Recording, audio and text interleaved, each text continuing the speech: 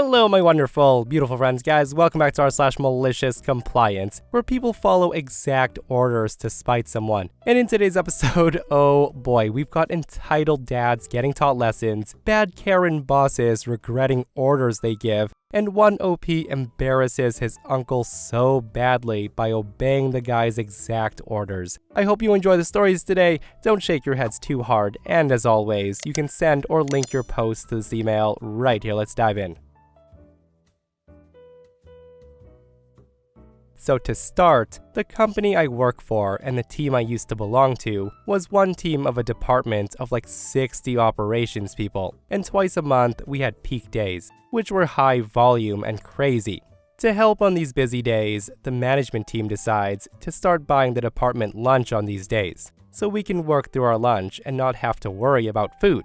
Now please keep this in the back of your mind that this is enough food for 60 staffers and the 20 or so managers and supervisors. Now, this goes on for about 3 months and we're working through our lunch, and we always finish the work and put in overtime, no issues. But now, it's my manager Karen's turn to set up the food order. But she can't just do that, no. She needs to project her skills, so she makes an announcement to the whole department. She says to us, "It's been brought to my attention that some of you have been taking food and not skipping your lunches. The provided food is for those who work through lunch only." Now, if she had ended it there, that would have been one thing, but she didn't. The woman then adds, "And for the record, OT will not be approved if you take the food. We're providing you lunch in exchange for your time." Now, barring how illegal this is, we're all pissed, and we start checking our pay stubs. And sure enough, we weren't paid for overtime on the last few peak days. Cue the malicious compliance. If she says overtime won't be approved if we take the food, you got it.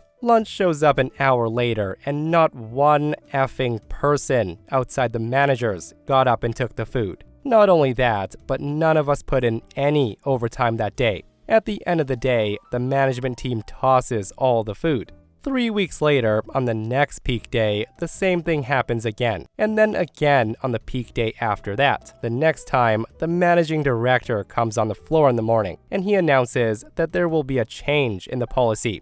He says, "Team, we are so tired of ordering food and throwing it away. We're also not keeping up with the volume of work on peak days. Food's for anyone who wants to work through their lunch. And of course, you will be paid for your OT. In fact, we will be retroactively paying you for unapproved overtime on your next paycheck. But we need to get the work done, so let's come together on this." It turns out that one of the older ladies who had been with the company for like 40 years put in a call about what was said and happening to HR and a lawyer. She wanted her overtime paid. It got so ugly that HR ends up pulling badge swipes to see what time everyone left for a 90-day period, and they paid us for any missed overtime to the minute past our scheduled time.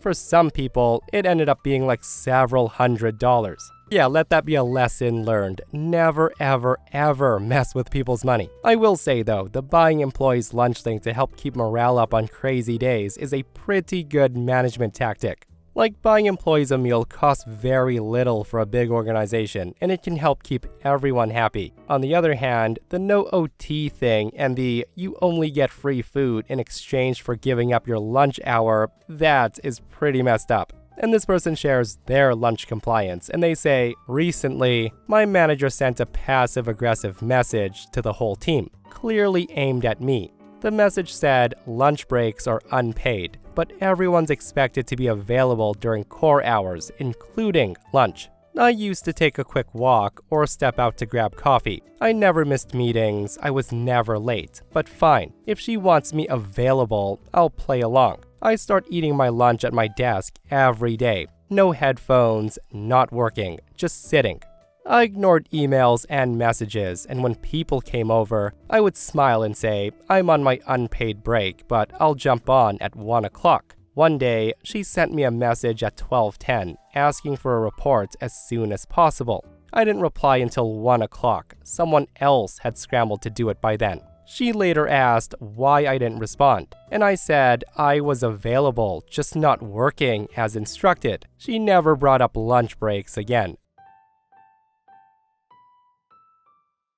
So a few years ago, my dad was moving out of his house and in with his parents due to some health problems with my grandma. This was over summer break, and I just got out of high school at the time. I was about to go to college, so I had absolutely nothing to do all summer as I waited to move out of state. The thing is, my dad never was and still isn't super organized, whereas myself, I'm an alphabetize my own bookshelf with the full system type, and I love keeping things in order. You can call me weird, but I really enjoy reorganizing things and cleaning. It just hits that button for me. So being that he had about 2 months before he closed on the house, I just started to pack up some of the house for him. The basement was a disaster, and I wanted to tear it up for years. So within the first day, I made a significant dent in the basement, which ends up being a very involved process. I didn't realize when we moved in that a lot of stuff from our old house was still packed haphazardly because my brother and I were too young to really help. So I went through the process of unpacking the still packed boxes from house number 1. I labeled the boxes the way I wanted to, and then repacked those boxes appropriately. After about 3 days of this, I get 50% done, including cleaning, packing my room, and some of the garage. Here's the build-up to the malicious compliance. Well, one day, my dad comes down to help me, which is all good with me. I start explaining where things go, and my dad wants to change it. I resist, explaining that I have the system down and that I've been doing the bulk of the packing, so he should probably just go with me on this one. And that's when my dad hits me with, "Nope, this is my house, my rules." So I relent because I know what's gonna happen. Anyone that has a similar personality with me will agree with me that the only thing more frustrating than things being chaotic and out of order is when things are slightly out of order, which is what I knew would happen. Regardless of the fight that Dad and I had, he ends up almost following the system. Mostly, things that belonged in the labeled boxes went where they were supposed to, except for a few very important odds and ends that got put, well, not where they were supposed to be. I noticed this, but because of the "my house, my rules" he said to me, clearly the guy has a plan, so I don't say anything. I knew the payoff was gonna be a slow burn, and it came several months later when I was in school across the country and unable to help. Dad calls me up one day, very flustered, because he can't find something he needed. He had been in the storage unit he rented in my hometown for over 3 hours looking. Now, the storage unit was packed horribly by the moving crew. I've been in there a few times after this story, and I feared for my safety. It's a legitimate labyrinth/jungle gym and a nightmare to get through. Not to mention that this was midsummer and there was no AC. So Dad's mad on the phone asking me where it is, and I ask him if it's in the box that I labeled in big red Sharpie, "Very, very important crap." He says no, and that's when I smile a bit. He then says, "Well, you were in charge of packing all this stuff, and now I can't find it." That's when I calmly remind him of the blowout fight we had over this exact issue, and how he took over my whole operation. I told him if I was actually in charge and he didn't put the whole "my house, my rules" thing on me, it would have been in the box labeled "important crap."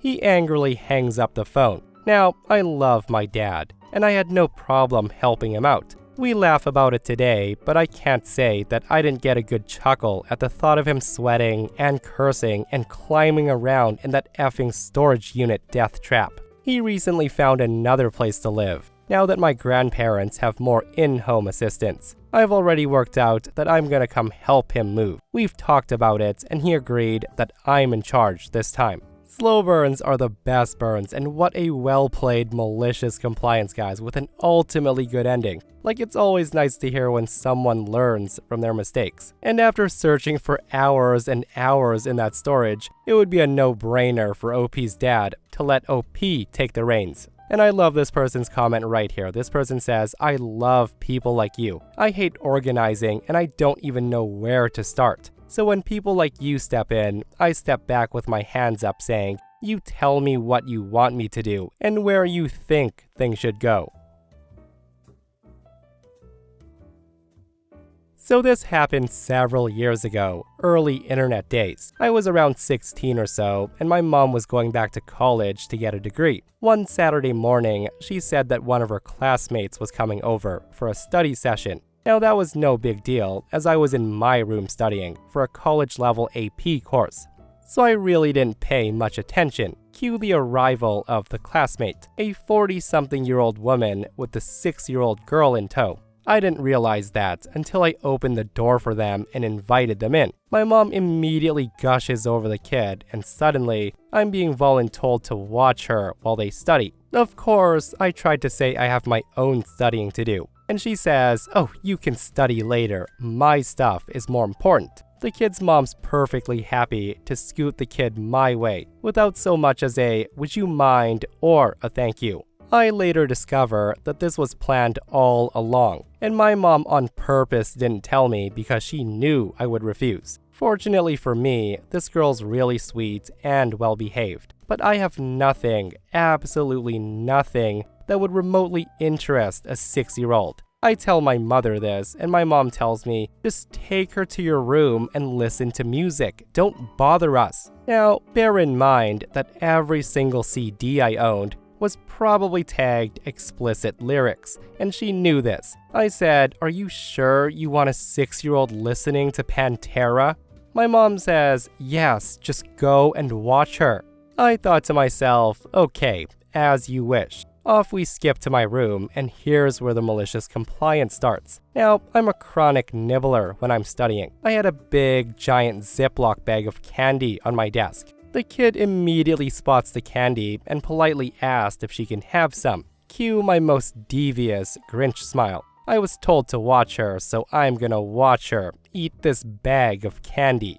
So imagine, if you will, a 6-year-old girl and a 16-year-old girl listening to stuff like Pantera and chowing down on candy. After our parents' 2-hour whine and bitch study session, Mom came to fetch the kiddo. By this point, the sugar rush was getting to the kid. And I know it's not a real thing, but this kid was getting super hyper. The kid starts zooming down the stairs and channeling her inner cat at 3 a.m. barreling through the hallway. Her mom has to strap her into the car, and it looked something like a human trying to hold onto a buttered, live electric eel. As my mom's watching them leave, I can see her glaring at me out of the corner of her eye. She said, "What did you do to that poor child?" I respond, "Oh, I just gave her a lot of candy and we listened to Pantera." My mom says, "You what?" I respond, "I tried to tell you, but you said you didn't care, just to go watch her." The sudden realization of a 6-year-old that's hyped up on sugar and singing "Good Friends" and a bottle of pills hits my mom like a ton of bricks. She wants to say something, but she sounds like a rusty old engine trying to start. My mom doesn't know whether to laugh or cry. She then says, "Don't you have some bop or something, like a little more kid-friendly in your collection?" At that, I just blinked. I said, "Well, if you told me beforehand, I probably could have borrowed something from a friend, or went and rented a cartoon movie or something, but you just sprang it on me, so I had to make do with what I had." There really was nothing she could say, but you can bet that she never asked me to babysit again. So I first started teaching over 20 years ago at a high school, so this was roughly May of 2004. As a new teacher, I was the low man on the pole, and I end up being in a portable classroom instead of the main building. If you don't know, it's what it sounds like. It's kind of like a small mobile home trailer. They're meant to be used temporarily at best, for overcrowding or emergencies and the like.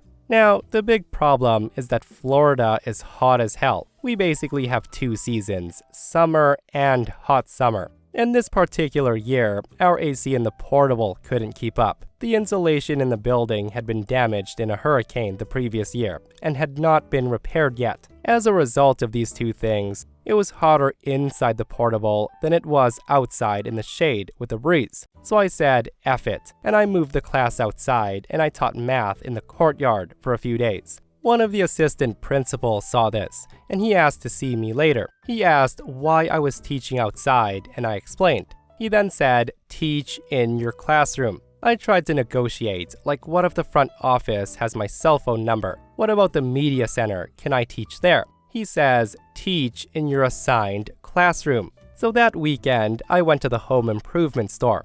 I bought a 50-gallon trash can, a large standing fan, a small pump, and some copper tubing. I rigged it up so the chilled water would be pulled through the tubing that was zip-tied to the front of the fan. That Monday, I went to work early, and I got a bunch of ice from the cafeteria to put in the trash can. I then filled the cooler with water and dumped it in there with the ice. I now had enough ice water to make cool air. When the kids show up for the first period, we had some air. Now this wasn't as good as a real air conditioner, but it did help. The kids thought I was a mad scientist, and that actually made me think about switching subjects to science later. No kids, I'm not a mad scientist, just basic thermodynamics here. By the third period, kids are telling each other about it. We went this way for about a week and a half before it ended. I got called to the office and I was asked, why am I getting phone calls from parents about some science experiment in your math class, Mr. Cobb?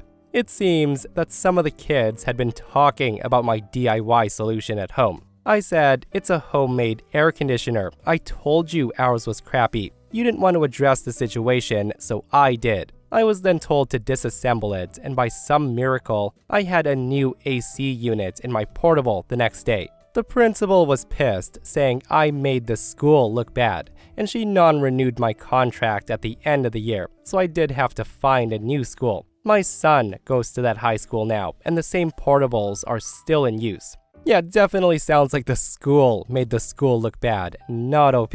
Like, that's absurd, right? How dare you bring our negligence to attention? And shame on the principal for getting petty about it and not renewing OP's contract. It just sucks that OP's cool solution got them in hot water. How ridiculous is that? And this person shares their short story on getting back at a principal. They say, I'm a teacher. Early in my career, I worked for a principal who we'll call Bob. One day, a student got a little bored in my science class. Being a teenage boy, he decided that third period was the appropriate time to whip out his phone and browse the adult X-rated hub. He quickly got caught showing an unapproved adult documentary to some of his classmates. I sent the student to Bob, and I expected he would face consequences. Unfortunately, Bob felt that I, the teacher, was to blame. He said that I never explicitly stated that students weren't allowed to watch X-rated videos during class. It wasn't even posted on the wall. Bob then informed me that I was lucky to only get a verbal warning this time. We were all told to update our posted rules and explicitly tell students what they could and couldn't do in our classrooms. So cue the malicious compliance. I got a stack of index cards and I start listing all the rules I could think of. These ranged from the mundane, don't pick your nose, to the serious, don't fornicate, to the absurd, starting cults is strictly forbidden. Each one had a little drawing with it too, and I wanted this to be accessible for all students. This continued for 2 weeks, with students adding their own. I taped them to a wall until I'd gone through a good 2 or 3 packs of index cards. Eventually, Bob came into my room. He pointed at the wall and he said I was making him look bad. I said he put the staff in a position of needing to anticipate any potential bad behavior before it happened, or risk a write-up. And as a new teacher at the start of her career, I was obviously risk-averse and was trying to cover all my bases as I wanted to keep my job. We got another email the following week that due to fire code, we could no longer post paper rules. The phrase administrator discretion in our handbook would have to suffice as a warning, but we were still expected to verbally warn students of our expectations. What a ridiculous thing to have happen to OP. Like, I'm so shocked that they got in trouble for a student watching X-rated videos in class. Like, is Bob lacking common sense or something? Like, not browsing that stuff in class is definitely an unwritten rule, and I feel like Bob should not be a principal. And if you think that was bad, OP comments and says, when I was pregnant, Bob told me that I couldn't use the restroom during passing time because he wanted me in the halls to supervise. I looked at him dead in the eyes and I said, when am I supposed to pee, Bob? He turned purple and walked away. So I work for a company that does commissions for clients. I'm the manager of my department, and this comes with a number of responsibilities. One of them is bidding on work. Last fall, I evaluated the current global situation and how it would be affecting the cost of our supplies, and possible shortages as well as inflation. As a result, I priced a few of our pieces of work to help us prepare for the price increases I predicted, giving us an 8 to 10% profit upon completion. That's when a well-known client came in and contracted us to do a rather large and time-intensive project. This individual is very well off and is in no way in danger of going broke anytime soon. However, the client complained about the new prices. He had contracted us in the past on certain items and he wanted the same work done again. But seeing the new price, he complained to the owner and threatened to go elsewhere. The owner, my boss, decided that I priced the work too high based on the complaints of this one customer. And I want to note that previous customers had not batted an eye. The boss asked me to adjust the price down to be the same price as the competition. And just so you know, the competition does not carry the same quality standards and often has a 2 to 3 year turnaround. I explained this to the boss that my numbers were based on the increase from suppliers and subcontractors who I speak to regularly.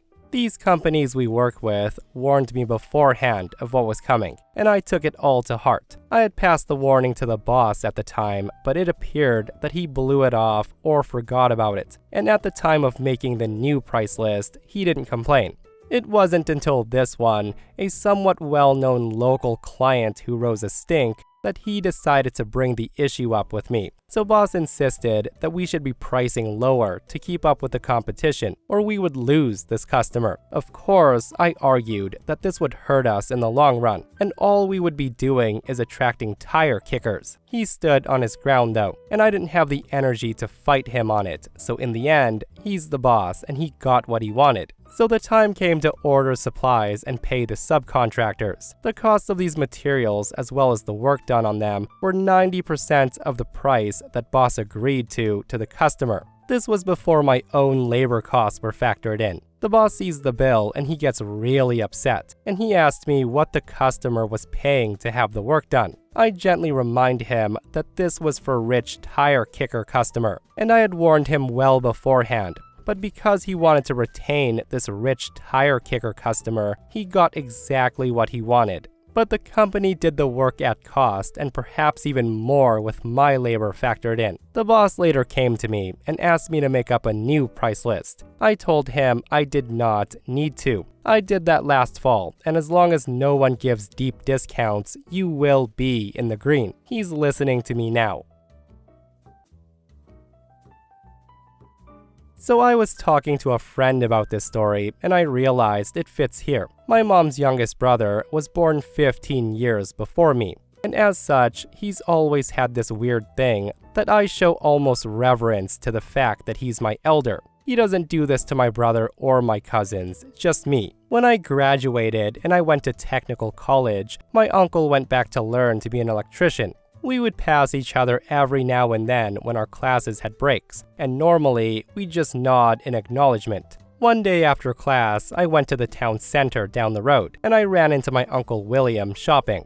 I said hi Will to him to get his attention, and we had our usual chat about DJing, as that's the only real thing we have in common, and then said our goodbyes and left. In the 20 minutes it took me to get home, my dear Uncle William had called my mother, and he ranted how I called him Will over and over and over again, and how I should call him Uncle William. I should also point out that neither my brother or I have called any of my aunts or uncles Uncle X or Uncle Y since we were about 8 or 9 years old, and none of them complained. My mom told him not to make a big deal out of it, but she would speak to me about it. Later, we had a laugh, but for the sake of keeping the peace, Mom told me to say it to shut him up from whining. It's a shame that my dear uncle did not think this one through. He didn't like his classmates to know how old he was, and the first time I called him Uncle William, they asked what the age difference is.